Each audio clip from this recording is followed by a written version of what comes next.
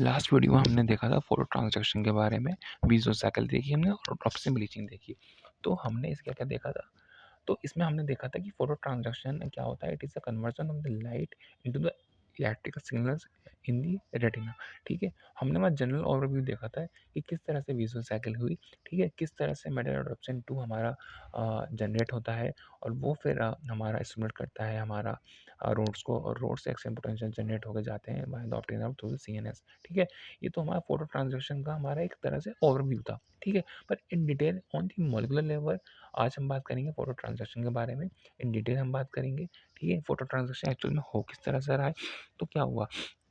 तो सबसे पहले लाइट के प्रेजेंस में हमारे फोटो रिसेप्टर्स एक्टिवेट होते हैं। ठीक है, हमने देखा था लास्ट वीडियो में कि किस तरह से लाइट के एक्सपोजर पे हमारे फोटो रिसेप्टर्स एक्टिवेट हो रहे थे। ठीक है, लाइट के एक्सपोजर से हमारे फोटो रिसेप्टर एक्टिवेट होंगे और ये एक्टिवेट करेगा रोडोप्सिन को। किसे एक्टिवेट करेगा? रोडोप्सिन को। तो रोडोप्सिन हमारा एक्टिवेट हो जाएगा on the exposure of light. ठीक है, रोडोप्सिन का कौन सा पार्ट होगा? लाइट एब्जॉर्बिंग रेटिनल पोर्शन, जो कि हमारा रोडोप्सिन है। ठीक है, अब ये सिमुलेट करेगा हमारा ट्रांसड्यूसिन को, which is a ji protein. ठीक है, जी प्रोटीन और ट्रांसड्यूसिन हमारा एक्टिवेट करते हैं ये CGMP phosphodiesterase which is enzyme.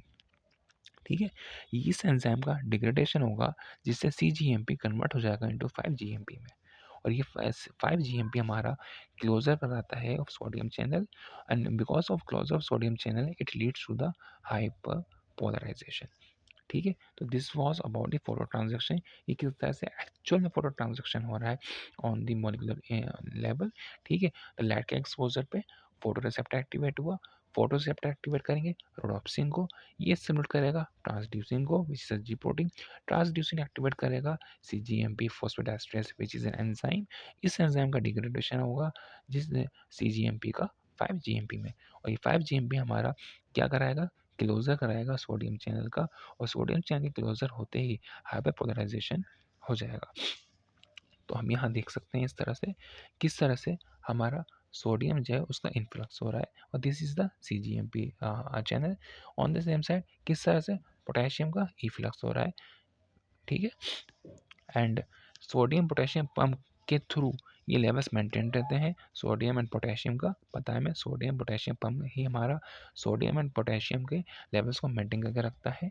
ठीक है, डार्क डार्क की कंडीशन में हमारा CGMP इंक्रीज कर जाता है और सोडियम चैनल ओपन होते हैं। लाइट की कंडीशन में CGMP हमारा डिक्रीज करता है और सोडियम चैनल क्लोज हो जाते हैं, जिस वजह से हाइपर पोलराइज हो जाता है ये। ठीक है, तो हमने देख लिया ये अबाउट दी फोटो ट्रांसडक्शन। सही है, इसमें हम एक डिसीज़ के बारे में पढ़ेंगे विच इज़ नाइट ब्लाइंडनेस। ठीक है, हमें पता है नाइट ब्लाइंडनेस कब होती है। नाइट ब्लाइंडनेस विटामिन ए की डेफिशिएंसी से होती है। ठीक है, जब रेटिनल और डॉप्सी हमारे डिक्रीज हो जाते हैं।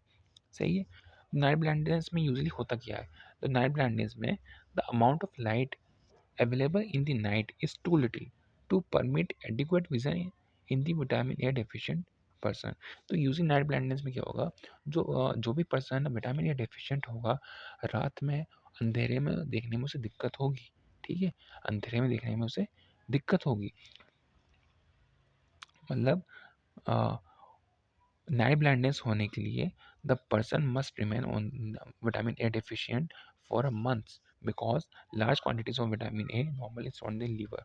ठीक है, अब नाइट ब्लाइंडनेस होने के लिए जनरली जो भी हमारा पर्सन होगा उसे विटामिन ए डेफिशिएंट रहना पड़ेगा काफ़ी ज़्यादा मंथ्स तक।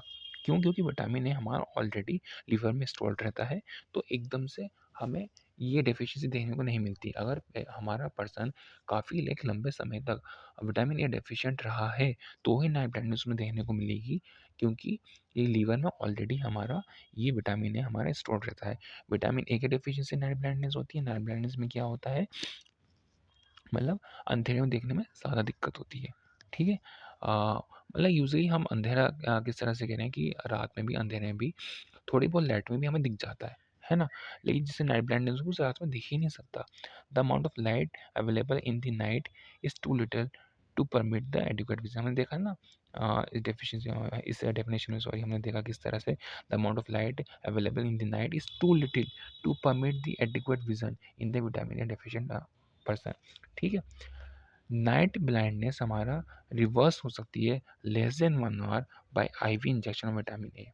ठीक है, अगर हम विटामिन ए का आईवी इंजेक्शन दे रहे हैं तो उससे नाइट ब्लाइंडनेस हमारी within hour less than hour में रिवर्ट हो जाती है। सही है, तो हमने देखिए नाइट ब्लाइंडनेस के बारे में which is cause due to deficiency of vitamin A. हमने फोटो ट्रांसडक्शन को पढ़ लिया। फोटो ट्रांसडक्शन को हम एक्साइटेशन ऑफ रोड्स भी कहते हैं। किस तरह से लाइट के एक्सपोजर में फोटो रिसेप्टर एक्टिवेट होते हैं। ये फोटो रिसेप्टर एक्टिवेट करते हैं हमारे रोडोप्सिन को which is light absorbing retinal portion. ये स्टिमुलेट करेगा देन ट्रांसड्यूसिंग को which is a ji protein. It will activate the CGMP phosphodiesterase enzyme. This enzyme will degrade into the CGMP into the 5-GMP. Because of this there will be the closure of sodium channel and then the hyperpolarization. Normally हमने देखा कि sodium का influx होता है through the CGMP channels, potassium का influx होता है। ठीक है, देन हमने देखा कि सोडियम पोटेशियम पंप, हमारा ये जो पंप होता है मेंटेन करता है sodium potassium levels inside the cell. Then हमने देखा कि डार्क कंडीशन में CGMP का लेवल इंक्रीज रहता है, सोडियम चैनल्स ओपन रहती है। लाइट कंडीशन में जब लाइट की प्रेजेंस में CGMP डिक्रीज रहता है, सोडियम चैनल क्लोज होती है जिस वजह से हाइपरपोलराइज होता है। ओके।